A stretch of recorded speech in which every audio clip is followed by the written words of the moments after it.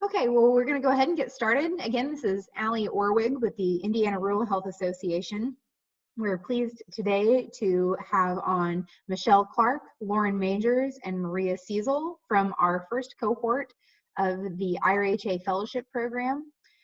We also have their mentor, Becky Sanders, on the line today. And they're going to present to you the program that they worked on during their fellowship with us through 2019. So without further ado, I will just go ahead and turn it over to you ladies, and you can take it away.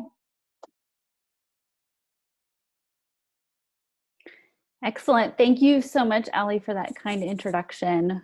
We are really looking forward to presenting our outcomes from our fellowship, and in particular on telemedicine and how we have discovered that telemedicine can be used to enhance outcomes for breastfeeding women in particular. Some of you may or may not be aware that the United States and Indiana is really facing a big problem when it comes to maternal and infant mortality. In fact, in the United States, the maternal mortality rate is 23.8 deaths per 100,000 deliveries. And we're finding that a good majority of them, about 2/3 of them, are preventable. On the infant side, our infant mortality rate is 5.8 deaths per 100,000 births.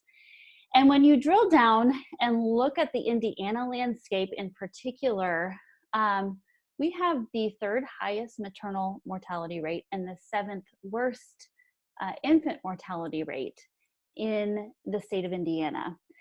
We do have a lot of rural communities, and there is a trickle-down effect that we're going to speak to more specifically. But when you still look at the United States and some of the contributing factors, one of the contributing factors is that current state, more than 5.3 million women live in a maternal care desert. So every red dot on this map is an indicator for a county that does not have a hospital that offers obstetric care, or they don't have any obstetric care providers. When you look at the Indiana landscape, we see that 33 of 92 counties actually are in a maternal care desert. And when you combine the maternal care desert with an overlay of a maternal health risk map, this is really what is reflected.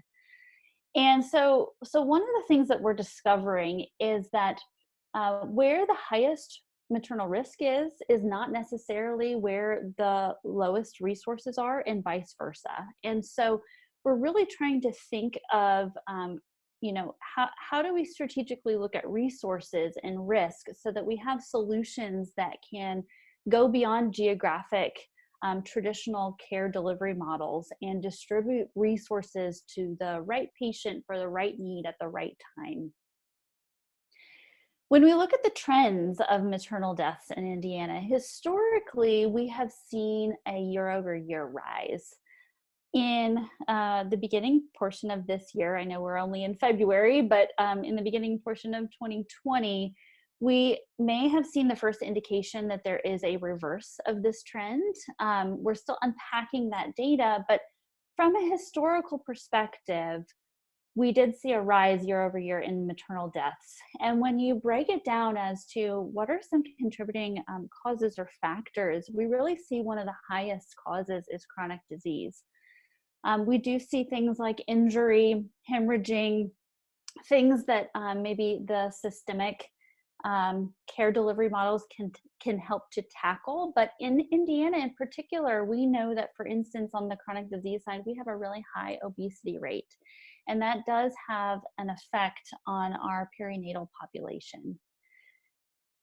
Looking at the birth outcome indicators for the infant mortality rate, some of the things that we're seeing on the trend side is that Black infants are 2.6 times more likely to die than white infants, and they're 1.5 times less likely to be breastfed. And we identify breastfeeding particularly for this scenario because when we look at the population health level, we try to identify ways that we can introduce interventions to move the needle from a population health perspective. And breastfeeding is actually one of those. So to give you an idea of the current state of breastfeeding, what the landscape is, essentially 4 million women give birth every year and 3 million women initiate lactation. And the American Academy of Pediatrics actually recommends that there be exclusive breastfeeding for the first 6 months of life, followed by breastfeeding for at least a year, and then as mutually as desired by the mother and the baby. The World Health Organization actually goes a step beyond, and they recommend breastfeeding for at least 2 years, and then as mutually as desired. And the Surgeon General really does emphasize breastfeeding as a public health imperative. And the main contributing reason is that breastfeeding is really the biological norm for human infants. We like to say human milk for human babies. And that's because it's the preferred form of nutrition for the optimal development of infants and children. And statistically, we know that not breastfeeding actually really increases a risk of a child dying in infancy. For example, 16% of all neonatal deaths globally could be prevented if infants were breastfed from day one. And it would increase to 22% if they started breastfeeding in the first hour of life. We also know that not breastfeeding increases a child's risk of sudden infant death syndrome, or SIDS. So conversely, when you look at breastfeeding, it can reduce the risk of SIDS by approximately 15% at all ages throughout infancy. And many think that breastfeeding really is all or nothing, and it's not. If you think of breastfeeding or human milk or breast milk in terms of a type of medicine, really its health impacts are very dose dependent. So when you look at breastfeeding and SIDS, we know that any breastfeeding for 2 to 4 months reduces the risk of SIDS by about 40%. Any breastfeeding for 4 to 6 months reduces it by about 60%, and any breastfeeding for longer than 6 months reduces the risk of SIDS by about 74%. So any breastfeeding is very beneficial in the life and in the for the impact of the child. But when you look at the maternal health perspective and you think about the actual initiation of breastfeeding, of those women that initiate, 92% of those women have problems, troubleshooting. And those problems we know can happen anytime, day or night. Babies are fed around the clock. And really what happens is by the time that a woman identifies there's an issue, that issue really does need to be resolved within 3 to 4 hours. Babies naturally breastfeed between 8 to 12 times a day, or anywhere from 1 to 3.5 hours. And so again, by the time an issue is discovered, it really needs to be troubleshooted by the time the next feeding is ready. Frequently, if that issue is not resolved, what we see is that many mothers stop breastfeeding earlier than desired, about 60% in fact.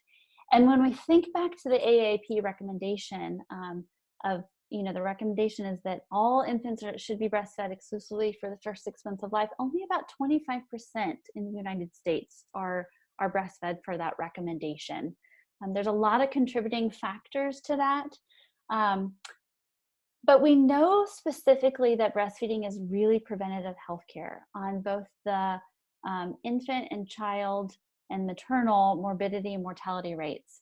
When breastfeeding occurs, when optimal breastfeeding occurs, it's preventative on the maternal side for things like diabetes, hypertension, breast cancer.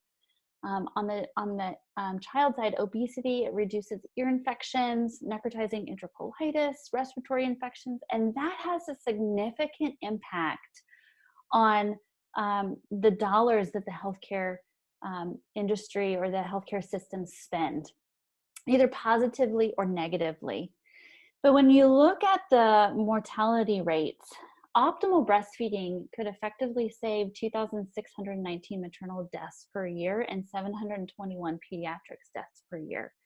And that's not an insignificant number. Frequently, there are issues systemically around getting the right care to the right people at the right time. And so I'm going to kick it over to Michele to talk about the landscape of different support types.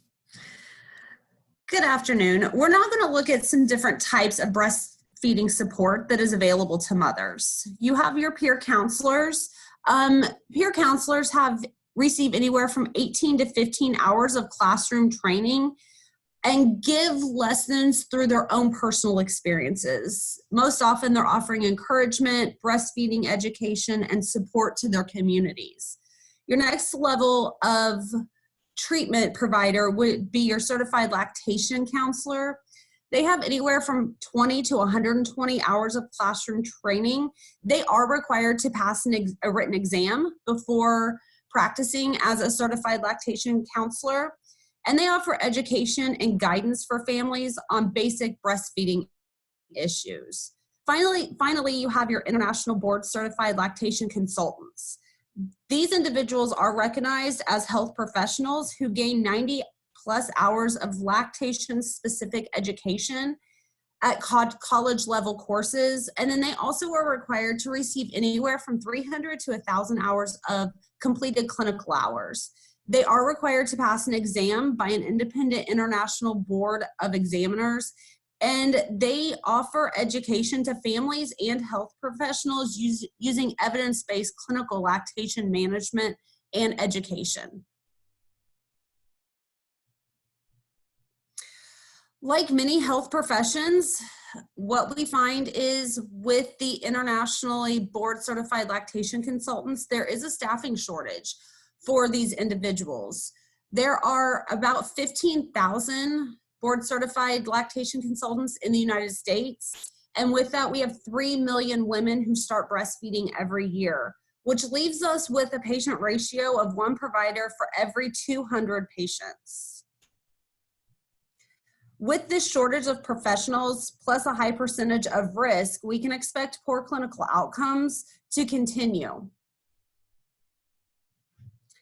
What contributes to pregnancy-related deaths? This is something we're going to look at. So you can see that contributions can be reduced access to clinical care, obesity and chronic disease, missed or delayed diagnoses, delayed treatment, lack of clinical personnel or services, lack of protocols or tools, poor coordination, care coordination and management, or not getting adequate care for the needs of the patient. And these are just a few things. So many factors play into this.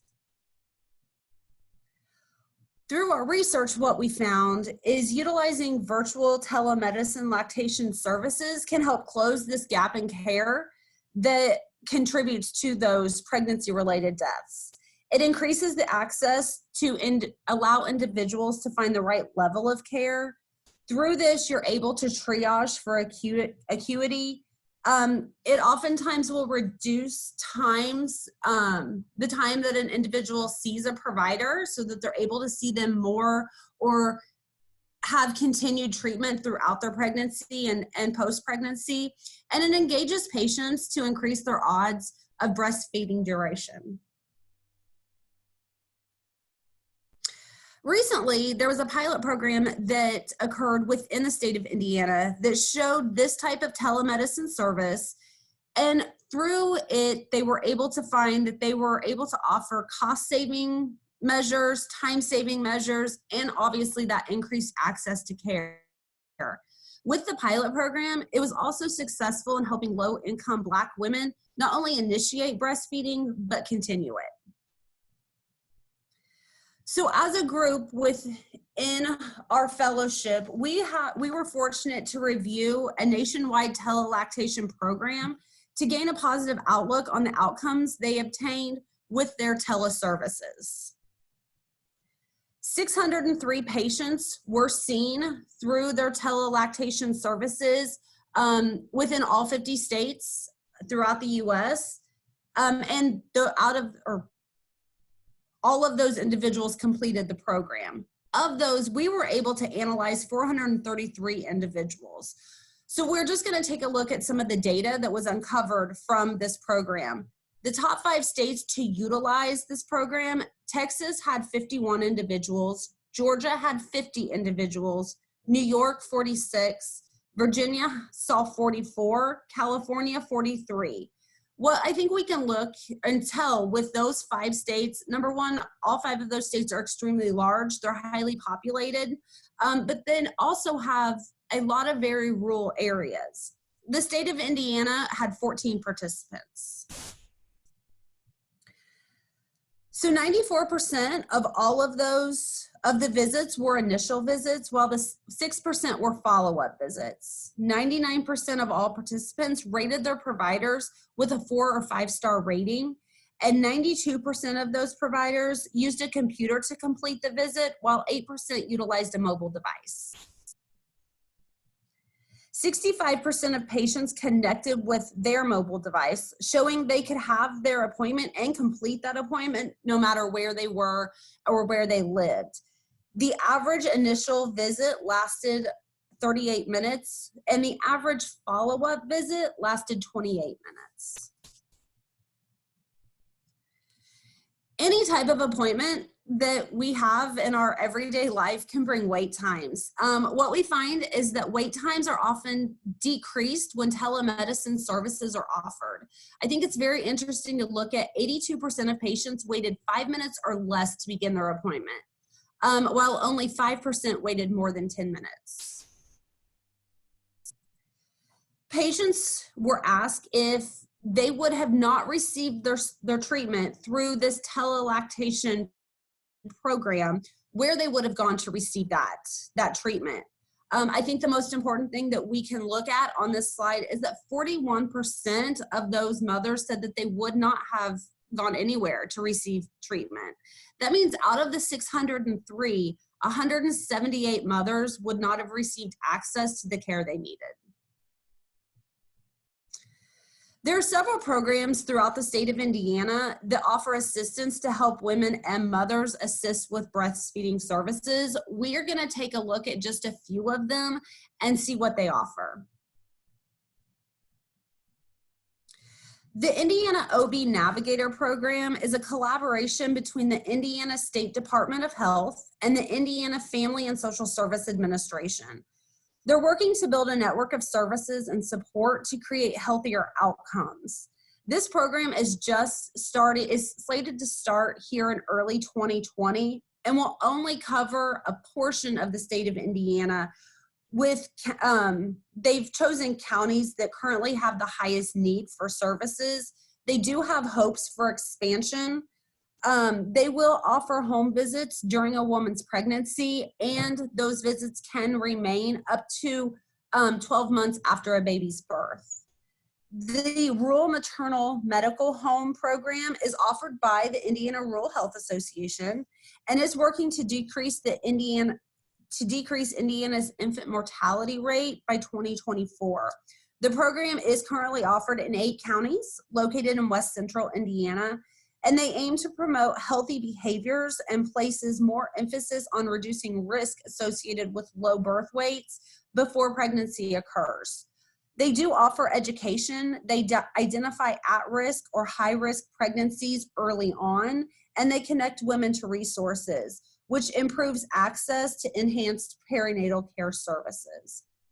The last program I'm going to speak about is the Project Swaddle program, which is a partnership between Franciscan Health and the Crawfordsville Paramedicine Group. They connect community paramedics with social services, OBGYNs, and nurses for resources during pregnancy and after a baby's delivered. An individual who enters into this program must be referred by a professional in order to gain that entrance. They do work with families who are at high risk or dealing with drug addiction, maybe families who have a lack of social support, or who are domestic violence victims. The paramedics that assist with this program help mothers to navigate to the resources needed throughout their pregnancy and after birth.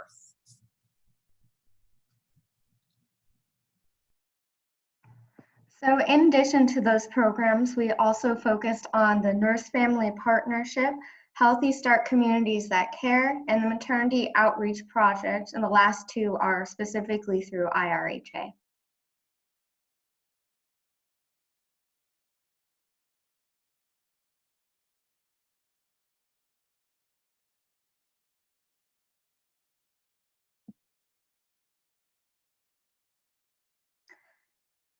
So all of these are really have the same goal of combating the high infant mortality rates. So the Healthy Start Communities That Care is more as the confidential screening, support, referrals, treatment, and education, as the maternity outreach program is in conjunction or partnership with the rural maternity medical home. And all of these target this goal with different meanings. So again, some of them focus more on an education-based basis, whereas others focus more on the treatment base. Something unique Nurse Family Partnership is that they actually have a nurse that physically goes into the mother's home and supports them through a pregnancy up to 2 years of the child's life. So this graph is a little overwhelming at first. However, it's the same chart that Lauren had presented previously. So again, the yellow counties are the ones that have no resources. But new to this are the circles. So all of those circles represent one of the programs that we had covered in the counties that it covers. In addition, the red stars that have been placed are the counties that have the highest infant mortality rates. So with these programs, as I kind of alluded to, they all have a common goal, and that's connecting pregnant women to the services or resources that are needed to really reduce the infant and maternal mortality rate. And these programs do have proven benefits. We were fortunate that the Nurse Family Partnership posted its outcomes with 18% fewer preterm births and 21% of more mothers breastfed at 6 months, which, as we talked about earlier, has very good benefits. Some concerns or risks that we identified in these programs were that as you can see, they don't fully cover the state of Indiana, and the resources aren't equally distributed. Most, if not all, of these programs are funded through grants. So at some point, maybe the grants may not be continued, or they may be discontinued suddenly, so the services may no longer be continued. In addition, minus Franciscan, these programs aren't clinically integrated into a health system. So if there was an acute issue and the mother needed to go to the hospital, there's a chance that there is a miscommunication because these programs are not in contact with the hospitals. And then there was also high travel costs associated with these programs. So Nurse Family Partnership, traveling was the 5th highest expense in September 2017 to 2018, costing $121,000. So with all of this said, where does telemedicine fit? So we identified several areas where we thought telemedicine could be beneficial. So of course, utilizing it would expand care, the lactation and education portion of that, and quite literally, a mother could be helped with in the palm of her hands. We would also hope to see implementation of lactation, risk-based assessments into current perinatal questionnaires, as that has been associated with positive outcomes. In addition, it would expand access to different professionals. So those board-certified lactation consultants would be able to handle higher risk or higher acuity problems, or may even expand care to OBs, other nurses, behavioral health therapists. And of course, we would encourage legislation for payment for the commercial and Medicaid payers to ensure that they don't solely rely on those grants. So this is the pharmacy patient-centered care model that was drilled into us into pharmacy school, but I also thought it applied pretty well for a business model. So our next steps and recommendations, so collect. So looking at our data, we really believe that there is a need and use for telemedicine in the state of Indiana. Assess, so that could be cost-benefit analysis. So whether the cost of hiring these higher level professionals outweighs the cost of the traveling expenses. Plan and implement, and of course follow up and monitor. Really, there is no universal metric to measure success and what this looks like. So having a very clear plan and identifying what that success means and what that looks like. And thank you everyone for attending, and now we'll open it up for any questions.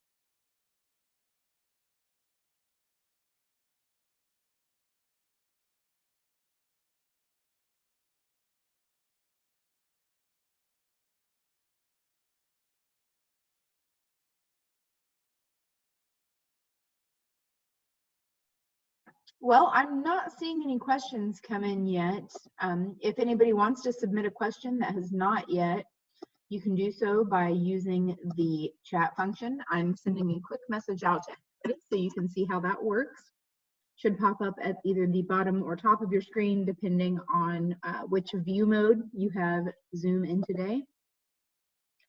Oh, I did see one person has asked if they can get the slide presentation. We will go ahead and send out the slides to everyone that registered today. We should have your email from the registration list. The fellows will be providing the slide deck to us. Any other questions or chats?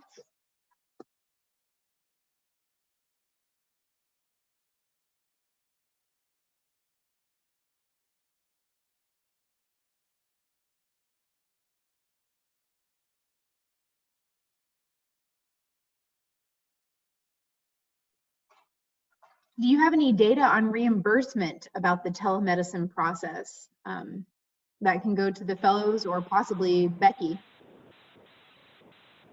Yeah, I can answer that. Can you guys hear me okay? Yes. Can you hear me?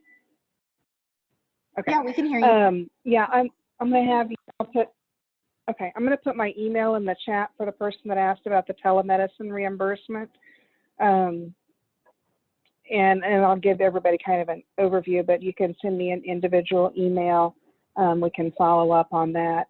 In the state of Indiana, Medicaid does reimburse for telemedicine. It does have to be live and interactive over secure video conferencing.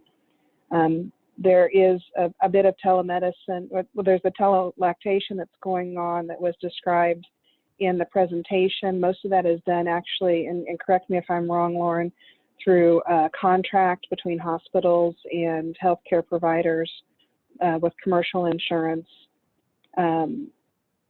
I'm not aware that Medicaid is paying for telelactation. They do pay for a lot of other services via telemedicine.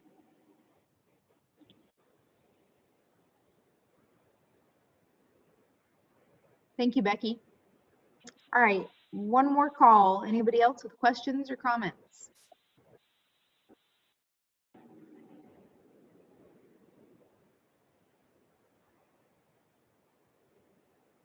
Okay, well, once again, we do appreciate everyone coming on today, both our panelists and our attendees. Very, very good information.